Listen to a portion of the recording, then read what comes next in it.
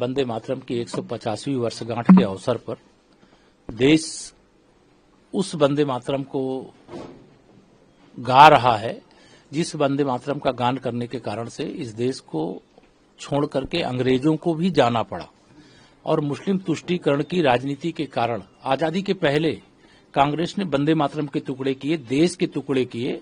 अब समाज के टुकड़े करने का काम कांग्रेस के द्वारा किया जा रहा है और कांग्रेस के साथ जो मिले हुए इंडी गठबंधन एक तरह से के साथ जुड़े हुए दल हैं, चाहे वो टीएमसी हो, चाहे वो समाजवादी पार्टी हो, चाहे वो राष्ट्रीय जनता दल हो और चाहे अन्य कोई दल हो, तो उन सब के द्वारा वंदे मातरम यह एक ऐसा महामंत्र है जिस महामंत्र का जाप करने से भारत की प्रगति सुनिश्चित है, भारत का विकास सुनिश्चित है, भारत विश्व की प्रथम अर्थव्यवस्था बनना सुनिश्चित है, विश्व गुरु बनना सुनिश्चित है।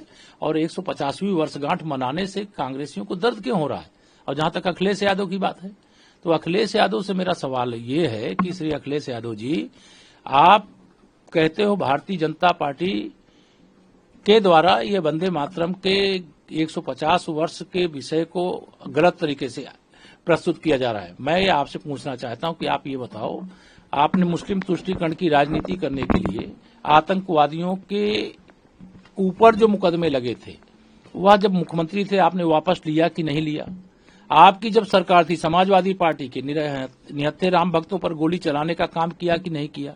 मुस्लिम तुष्टीकरण आप करते हो, समाज को बांटने का काम आप करते हो, समाज को जोड़ने का काम भारतीय जनता पार्टी करती। माननीय प्रधानमंत्री मोदी जी के नेतृत्व में, आदरणीय मुख्यमंत्री योगी जी के नेतृत्व में डबल इंजन की सरकार डबल रफ्तार से देश को हर क्षेत्र में आगे बढ़ा रही है। तो प्रियंका गांधी कह रही हैं कि बंगाल चुनाव आ रहा है, इसलिए ऐसा हो रहा है, बेरोजगारी पर चर्चा होनी चाहिए थी महिलाओं के। इनके इसी प्रकार के बयान की सजा कांग्रेस को लगातार मिल रही है। दुर्दशा हो गई कांग्रेस की, अभी भी इनका दिमाग ठीक नहीं हुआ। 150 वर्ष वंदे मातरम गान के पूरे हुए हैं।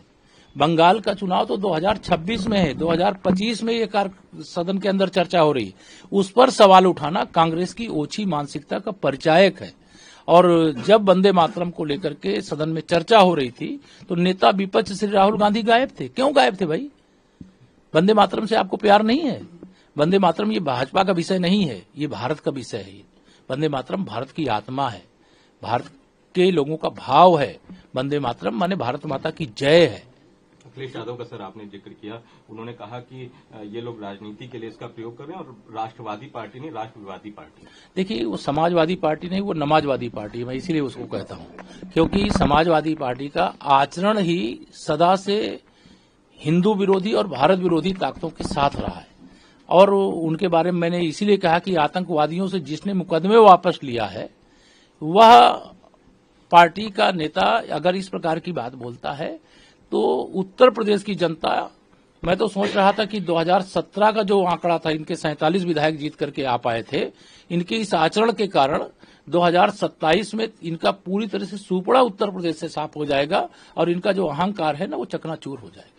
सर, एक आखिरी सवाल सर, ममता बनर्जी कह रहे हैं कि हम अपने पश्चिम बंगाल में डिटेंशन सेंटर नहीं बनने देंगे और देखते हैं कि कौन किसको नोटिस देता है। देखिए, भारत की धरती पर कोई घुसपैठिया नहीं रहने पाएगा। भारत के लोगों का है, ये किसी विदेशी घुसपैठी के लिए कोई धर्मशाला नहीं है। ममता बनर्जी जी जो भी कह रही हैं, 2026 के विधानसभा चुनाव परिणाम आने का इंतजार कीजिए, वहां भी भारतीय जनता पार्टी की सरकार बनने वाली है। जो घुसपैठिया होगा वो पश्चिम बंगाल हो या देश का कोई भी राज्य हो, खोज करके निकाला जाएगा। जिस देश से आए उस देश में उनको वापस भेजा जाएगा। इस देश के सारे संसाधनों पर पहला हक भारतवासियों का है, किसी घुसपैठी का नहीं है। वीके न्यूज उत्तर प्रदेश, उत्तराखंड, सच का सारथी।